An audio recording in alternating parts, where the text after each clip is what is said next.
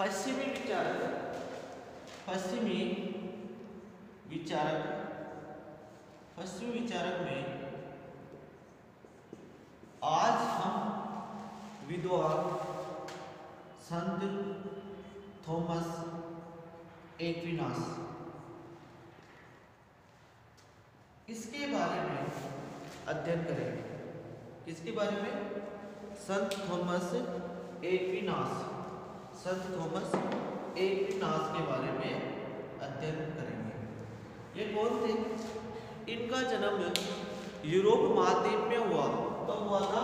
1225 ईस्वी में। जब इनका जन्म हुआ था उस समय क्या चल रहा था? चर्च और राज्य के मध्य संघर्ष चल रहा था। चर्च और राज्य के मध्य संघर्ष चल रहा था। चर्च और राज्य के मध्य चर्च वाले समर्थक कहते थे कि चर्च बड़ा है, राज्य वाले समर्थक कहते थे कि राज्य बड़ा है। तो इनके मध्य जो संघर्ष चल रहा था, तो ये जो विचारक है संत थॉमस एक्विनास, इन्होंने क्या कर दिया? इन दोनों को मिक्स कर दिया कि कोई बड़ा नहीं है ना कोई छोटा है। तो इनको एक समन्वय कर दिया या के दो इनको मिश्रित कर दिया। तो संत थॉमस एक्विनास को इतना उस समय महान माना जाता था कि इन्होंने राज्य और चर्च को एक जगह इकट्ठा कर दिया कि दोनों में से कोई बड़ा नहीं है, सब बराबर है। तो इनका जन्म 1225 ईस्वी में हुआ था। तो जब यूरोप महाद्वीप में इनका जन्म हुआ तो ये 7 भाई बहन थे। 7 भाई बहन थे। 7 भाई बहनों में सबसे छोटा संत थॉमस एक्विनास। तो ये अमीर परिवार में इनका जन्म हुआ। अमीर परिवार में जन्म होने के कारण और सबसे छोटा होने के कारण ये लाडला भी था। घर में सबसे लाड प्यार इसको ही मिला। लेकिन इसको इनका रुचि धार्मिक शिक्षा पे ज़्यादा थी। किस पे ज़्यादा थी? धार्मिक शिक्षा पर इनकी रुचि ज़्यादा थी। जब धार्मिक शिक्षा पर इनकी रुचि ज़्यादा थी तो इन्होंने, इनके घर वालों ने सोचा कि हमारा बेटा, हम इनको इतना लाड प्यार कर रहे हैं तो ये तो राज करना चाहिए, ना कि पंडित या पुजारी या कह दो पोप। चर्च में पोप ही बोला जाता है, लेकिन हमारे जो मंदिर रहते हैं वहाँ पे पुजारी बोला जाता है। तो ये सोचते हैं पुजारी बन के क्या करेगा या पोप बन के क्या करेगा। इनको जो इनके पिताजी थे, जो पैसे वाले थे, अमीर घर से बिलोंग करते थे, तो इनको बनाना चाहते थे एक राज करने वाला या राज घराने वाला। तो इनकी रुचि जब धार्मिक शिक्षा में ज़्यादा थी तो घर वालों ने सोचा इसका कुछ ना कुछ करना पड़ेगा। तो इसके लिए इसने क्या किया? तो इसके लिए इन्होंने एक अपने मित्र मंडली से पूछा कि इसके लिए कुछ उपाय ढूंढो। अपने इनके पिताजी ने अपने मिलने वाले रिश्तेदार इनसे पूछा कि इसको धार्मिक शिक्षा से हटा के राजपाट से जोड़ो। तो इन्होंने क्या किया? इनके मित्र मंडली ने कहा कि इनका विवाह करा दो, इनकी शादी करा दो अच्छी सी लड़की के साथ। लड़की अच्छी रहेगी तो ये धार्मिक शिक्षा से इनका मन हट जाएगा और ये राजपाट में लग जाएंगे। लेकिन फिर भी इनके मना करने के बाद, संत थॉमस एक्विनास ने मना करने के बाद भी इनकी शादी करवा दी और इनको कहा कि आप अब वैवाहिक जीवन में जियो, अपनी शादी वाली परिस्थितियों में जियो। तो इनके कहने पर तो संत थॉमस एक्विनास ने क्या किया? शादी तो कर ली, लेकिन लड़की भी अच्छी थी, लेकिन इनका फिर भी मन किस पे था? धार्मिक शिक्षा पे था। ईसाई धर्म के ऊपर इनका मन ज़्यादा था। तो जब धार्मिक शिक्षा पे इनका मन था तो उस लड़की के ऊपर एक लकड़ी फेंकी, पत्थर फेंके कि तू यहाँ से भाग जा। लड़की डर के वहाँ से भाग गई। फिर भी घर वालों ने सोचा कुछ तो कुछ करना ही पड़ेगा। फिर उन्होंने सोचा कि ये तो धार्मिक शिक्षा से इनका मन हट ही नहीं रहा है, तो क्या करें? तो धार्मिक शिक्षा में मन हट नहीं रहा तो सारे परेशान हो गए। लेकिन पिताजी का मन कभी नहीं मानता कि बेटा तो हमारा राज परिवार में जन्म लिया है, ये तो राजा ही बनना चाहिए या राजा से संबंधित मंत्री ही बनना चाहिए। तो इन्होंने क्या किया कि इनका एक कमरे में बंद कर दिया। 1 साल तक इनको एक कमरे में बंद रखा। लेकिन इन्होंने कैसे भी करके ईसाई धर्म से संबंधित धार्मिक पुस्तक मंगवा ली। उस 1 साल में इन्होंने इतना गहन अध्ययन किया कि उन धार्मिक पुस्तकों को अपने मन और मस्तिष्क में समा लिया, अपने मन और मस्तिष्क में समा लिया। कुछ समय बाद जब पुस्तकों का व्यापार उन्होंने पढ़ लिया, व्यापक ज्ञान प्राप्त कर लिया, तो वो एक मौका देख के खिड़की से भाग निकले। कहाँ से? खिड़की से भाग निकले और कहाँ चले गए? एक संप्रदाय में या एक मठ में चले गए। कहाँ चले गए? एक मठ में चले गए, जहाँ पे जाकर उन्होंने क्या किया? उन्होंने धार्मिक शिक्षा का और अध्ययन किया। घर वाले परेशान हो गए कि अब ये मानने वाला नहीं है, अब कोई परेशानी, इसकी जो मर्जी हो करने दो। घर वाले तो यही चाहते थे ये राज करे, लेकिन इस पर रुचि थी धार्मिक शिक्षा पर। उसके बाद में मठ में जाकर उन्होंने ईसाई धर्म की बहुत सारी पुस्तकें पढ़ी और मठ से उन्होंने क्या किया? मठ से ये पुस्तकें पढ़ने के बाद पेरिस चले गए। कहाँ चले गए? पेरिस। पेरिस जाकर इन्होंने और भी अध्ययन किया। अध्ययन करने के बाद पेरिस में बहुत सारी चीज़ों का अध्ययन करने के बाद ये चले गए जर्मनी। पेरिस के बाद में चले गए जर्मनी। जर्मनी जाकर और भी शिक्षाओं का अध्ययन करने के बाद ये गए वापस अरस्तु की शिक्षा ग्रहण करने यूनान। कहाँ गए? ये चले गए यूनान चले गए। तो जो संत थॉमस एक्विनास थे, तो ये कहाँ चले गए थे? तो ये घर से भाग के कहाँ चले गए थे? मठ में चले गए थे। मठ के बाद उन्होंने कहाँ गए थे? पेरिस गए। पेरिस के बाद में ये जर्मनी चले गए। जर्मनी के बाद में इन्होंने यूनान गए और यूनान में जाकर इन्होंने क्या किया? अरस्तु से संबंधित यही यूनान के पास में अरस्तु से संबंधित अरस्तु के जो विचार थे इन्होंने ग्रहण किया और तर्क शास्त्र और राजनीति का यही जाके अध्ययन किया। इसका तर्क शास्त्र और राजनीति का इन्होंने यहाँ पर अध्ययन किया।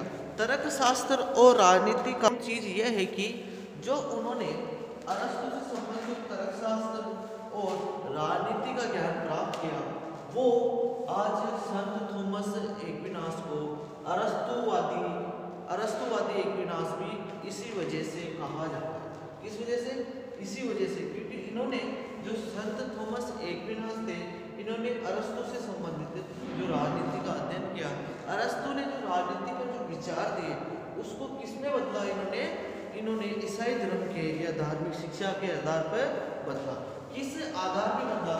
वो धार्मिक शिक्षा के आधार पर बदला। अब समझने वाली बात ध्यान रखना, अब ध्यान रखना कि कैसे इन्होंने कैसे विचार को बदला। जो संत थॉमस एक्विनास थे, संत थॉमस एक्विनास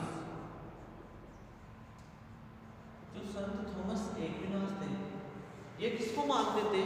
ये मानते थे चर्च को। ये किसको मानते थे? चर्च को मानते थे। कि चर्च को इन्होंने महत्व ज़्यादा दिया। इन्होंने चर्च को ज़्यादा महत्व दिया। जो संत थॉमस एक्विनास थे, इन्होंने कहा चर्च ज़्यादा महत्वपूर्ण है, चर्च ही ज़्यादा महत्वपूर्ण है। लेकिन अरस्तु किसको ज़्यादा मानते थे? अरस्तु मानते थे राज्य। अरस्तु किसको मानते थे? राज्य को ज़्यादा मानते थे। इस समय का जो दौर था वो चर्च और राज्य के मध्य संघर्ष का दौर था। ये कहते थे चर्च बड़ा है, जो राज्य को मानने वाले कहते थे राज्य बड़ा है। चर्च कोई बड़ा नहीं है, चर्च बड़ा नहीं है। ये कहते थे चर्च बड़ा है, ये कहते थे राज्य बड़ा है। तो इनके बीच में एक युद्ध चल रहा था।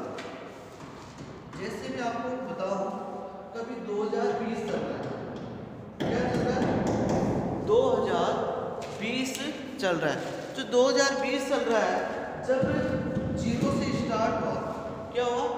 जीरो से स्टार्ट हुआ, तो जीरो से 2020, उससे पहले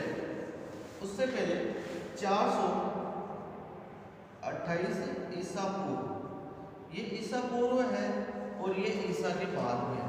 ये ईसा पूर्व है और ये ईसा के बाद में है। जब 428 ईसा पूर्व में प्लेटो को जन्म हुआ और ईसा पूर्व में समय काल था। तो इनके मध्य जो विचार दिए वो किसने दिए? इनके मध्य जो विचार दिए वो किसने दिए? ये जो व्यक्ति थे इन्होंने किसके ऊपर विचार दिए? ये राज्य के ऊपर विचार दिए। इस समय क्या चल रहा था? ये ईसा पूर्व इन्होंने विचार दिए, प्लेटो और अरस्तु ने राज्य से संबंधित अपने विचार दिए। लेकिन कुछ समय बाद यहाँ पर जब राज्य से संबंधित यहाँ पर किसका राज्य था? अरस्तु का शिष्य का नाम था सिकंदर। क्या नाम था? सिकंदर। कहीं कहीं इनका नाम मिलता है एलेक्जेंडर। क्या नाम मिलता है? एलेक्जेंडर। अरस्तु के शिष्य का नाम मिलता है सिकंदर या एलेक्जेंडर। तो जब विश्व विजेता के लिए निकले 322 ईसा पूर्व में, जब सिकंदर और अरस्तु की मृत्यु हो जाती है, तब क्या ये राज्य से संबंधित इनके विचारधारा खत्म हो जाती है और यहाँ पे चर्च से संबंधित, किससे संबंधित? चर्च से संबंधित विचार पनपता है। ये लोग आ जाते हैं चर्च से संबंधित। थॉमस एक्विनास, ऑगस्टाइन, इन्होंने चर्च से संबंधित अपने विचार देते हैं और ये काल चलता है कहाँ तक? जो ये काल चलता है ये चलता है लगभग मैकियावेली तक। कहाँ तक? मैकियावेली तक चलता है। अपना जो विचारक रहेगा अगला मैकियावेली पढ़ेंगे। इनके मध्य जो विचार चलते हैं 322 ईसा पूर्व से लगभग माना जाता है 15वीं शताब्दी तक या 16वीं शताब्दी तक। इनके मध्य क्या चलता है? चर्च और राज्य का संघर्ष चलता है। इसका चर्च और राज्य का संघर्ष चलता है। राजनीति में संघर्ष चलता है किसका? चर्च और राज्य का। इनके मध्य जो संघर्ष चलता है चर्च और राज्य का, तो इसमें संत थॉमस एक्विनास भी ऐसे ही विद्वान थे। इन्होंने कहा था कि चर्च और राज्य दोनों को समन्वय करना चाहिए, दोनों को साथ लेके चलना चाहिए। क्या करना चाहिए?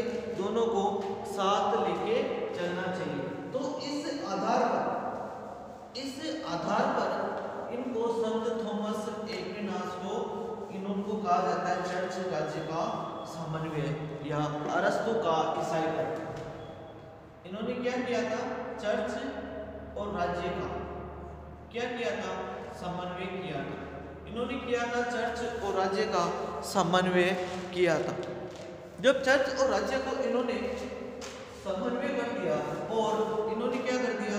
अरस्तु का ईसाईकरण कर दिया। अरस्तु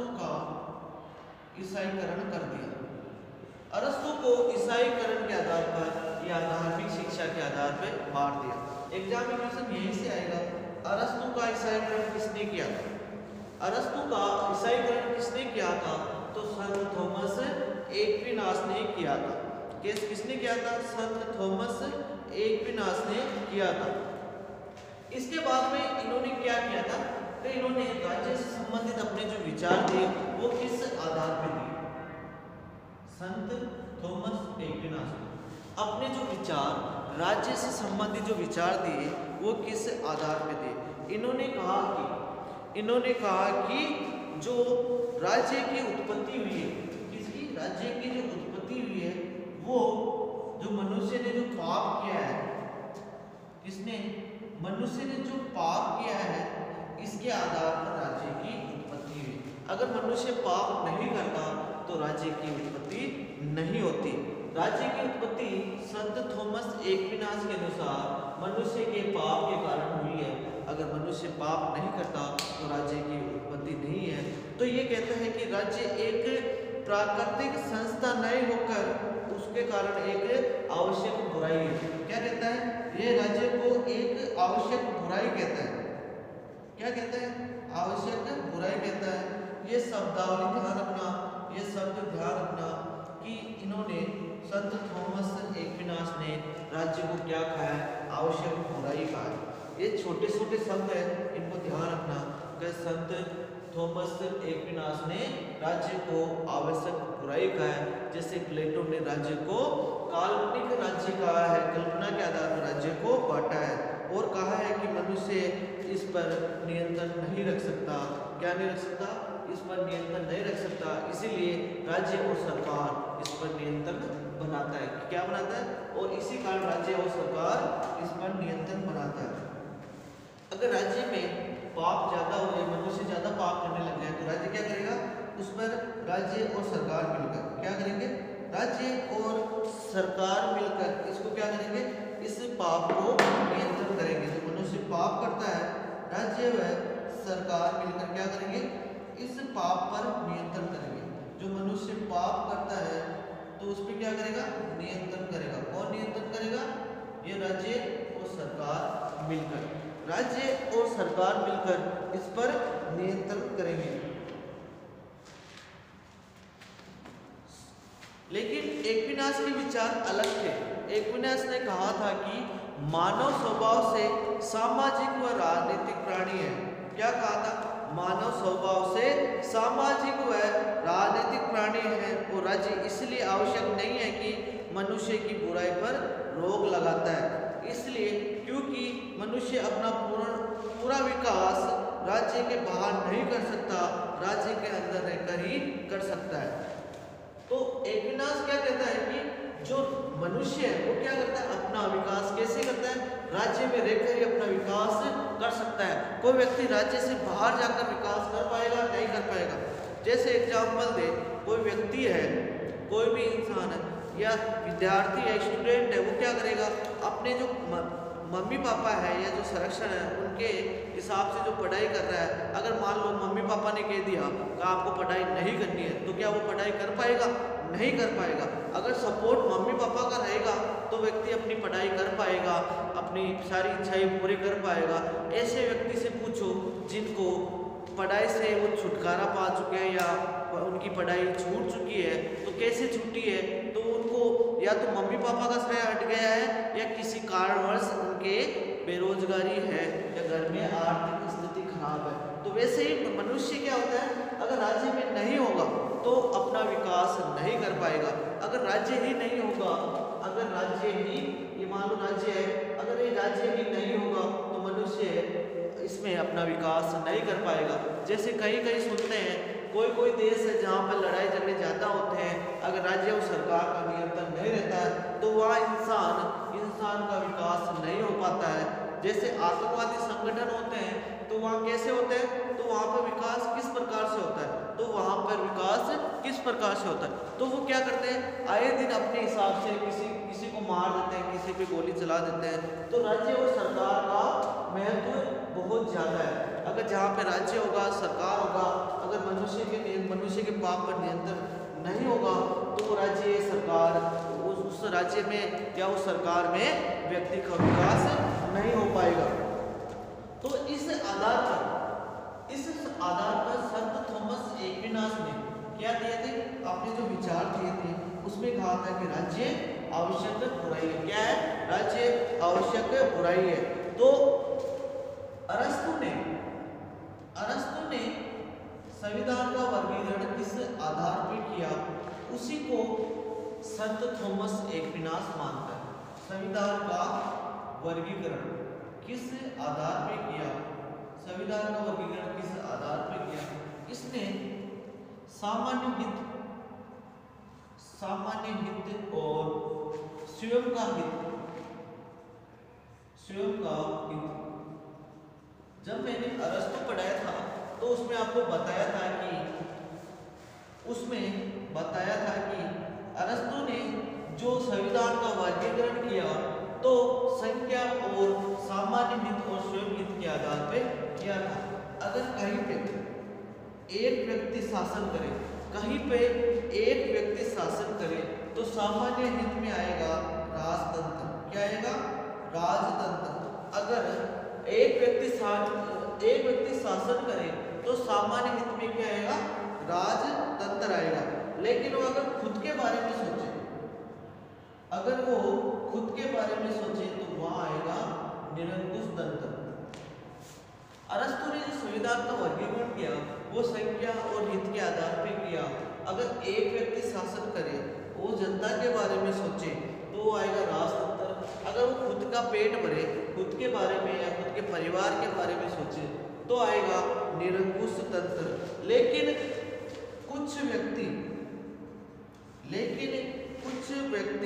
कुछ व्यक्ति शासन करें तो वो सामान्य हित में आएगा, कुलीन तंत्र। क्या आएगा? कुलीन तंत्र। लेकिन वो खुद के बारे में सोचे तो वो आएगा वर्ग तंत्र। वो क्या आएगा? वर्ग तंत्र। अगर अनेक व्यक्ति शासन करें तो आएगा संवैधानिक तंत्र। क्या आएगा? संवैधानिक तंत्र। लेकिन वो अगर खुद के बारे में सोचे तो आएगा लोकतंत्र।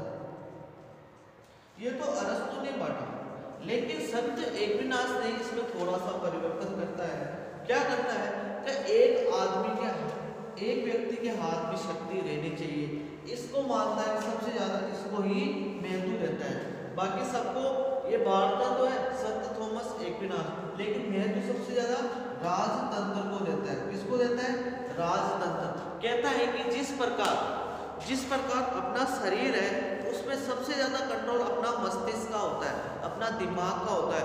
अगर दिमाग पागल हो जाए तो व्यक्ति अपने शरीर को कुछ नहीं कर पाता। अगर किसी व्यक्ति का दिमाग खराब हो जाए तो ये शरीर काम में आएगा? तो नहीं आएगा। इसी प्रकार एक व्यक्ति के हाथ में शासन होना चाहिए। अगर एक व्यक्ति के हाथ में शासन होगा तो वो सबके बारे में सोचेगा। अगर अनेक व्यक्ति के हाथ में शासन होगा तो वो कुछ के बारे में नहीं सोचेगा। ये था संत थॉमस एक्विनास के विचार, क्योंकि उन्होंने कहा था कि ये सारा एक चर्च के हाथ में रहना चाहिए। किसके हाथ में? एक चर्च के हाथ में। अनेक विद्वानों ने अपने अपने समय में जो विचार दिए वो अलग अलग थे, लेकिन संत थॉमस एक्विनास ने कहा चर्च के हाथ में रहना चाहिए, एक व्यक्ति के हाथ में शासन होना चाहिए, क्योंकि एक ईश्वर ही सबका भला कर सकता है। बहुत सारे लोग कभी किसी के बारे में नहीं सोच सकते। अगर मान लो कोई परिवार है, ये परिवार है, तो अगर इसको बहुत सारे टुकड़ों में बांट दिया जाए तो अलग अलग घर में लड़ाई होगी। लेकिन अगर पूरा परिवार सब एक मिलजुल कर रहते हैं, मान लो किसी परिवार में 10 भाई बहन है, तो उस 10 भाई बहनों की जब उनके ऊपर एक व्यक्ति का शासन है, एक व्यक्ति का कंट्रोल है, तो क्या होगा? तो उनके ऊपर वो हमेशा सही शासन होगा, क्यों? एक व्यक्ति कभी गलत नहीं कर सकता। थॉमस एक्विनास यही विचार देता है कि राजतंत्र को ज्यादा महत्व देता है। संत थॉमस एक्विनास किसको ज्यादा महत्व देता है? राजतंत्र को ज्यादा महत्व देता है। इतना सा याद रखना, अरस्तु ने जो संविधान का वर्गीकरण किया उसी आधार पर संत थॉमस एक्विनास ने भी वर्गीकरण किया, लेकिन इसको ज्यादा महत्व देता है। किसको? राजतंत्र को ज्यादा महत्व देता है। किसको ज्यादा महत्व देता है? राजतंत्र को महत्व देता है। तो यहाँ तक जो समझ में आ गया, इसके बाद में संत थॉमस एक्विनास अपने क्या विचार देते हैं। इसके बाद में संत थॉमस क्या क्या विचार देते हैं वो भी हम पढ़ लेंगे, वो भी समझ लेंगे कि क्या क्या विचार देता है। तो इन्होंने एक त्रिभुज के आधार पर विचार देता है कि तो इसमें इन्होंने कहा है कि ये निम्न श्रेणी से उच्च श्रेणी में आता है कि व्यक्ति सबसे नीचे रहता है। व्यक्ति क्या रहता है? सबसे नीचे, उसके बाद में यहाँ पर राज्य को रखता है और उसके बाद में चर्च को। इन्होंने सबसे ज्यादा महत्व किसको दिया? इस चर्च को महत्व दिया। सबसे नीचे व्यक्ति को रखता है, उसके बाद में राज्य को और उसके बाद में चर्च को। कहता है कि व्यक्ति सबसे निम्न स्तर पे है, उसके बाद में राज्य आएगा, लेकिन सबसे सर्वोच्च शिखर पे कौन आएगा? चर्च आएगा। कहता है कि व्यक्ति हमेशा विज्ञान की बात करता है, साइंस की बात करता है। किसकी बात करता है? साइंस की बात करता है। जबकि राज्य किसकी बात करता है? दर्शन की बात करता है। किसकी बात करता है? दर्शन की बात करता है। लेकिन चर्च किसकी बात करता है? चर्च धर्म की बात करता है। किसकी? धर्म की। जिस प्रकार व्यक्ति विज्ञान की बात करता है, राज्य दर्शन की बात करता है, चर्च धर्म की बात करता है, तो कहता है कि जो विज्ञान है वो तार्किकता पे आधारित है। किसके आधार पर? तार्किकता पर आधारित है। तार्किकता पर आधारित है और ये सद्गुण पे आधारित है। किस पे आधारित है? ये जो दर्शन है ये सद्गुण पर आधारित है और धर्म तो आस्था का प्रतीक है। तो इस आधार पे इन्होंने व्यक्ति, राज्य और चर्च को बांटा। किसको बांटा? व्यक्ति, राज्य और चर्च को बांटा। इन्होंने कहा व्यक्ति विज्ञान से संबंधित है, विज्ञान की ज्यादा बात करता है, तार्किकता की ज्यादा बात करता है। उसी प्रकार राज्य किसकी बात करता है? दर्शन की ज्यादा बात करता है, सद्गुण की ज्यादा बात करता है। उसी प्रकार चर्च किसकी बात करता है? धर्म की बात करता है, आस्था की बात करता है। तो इस प्रकार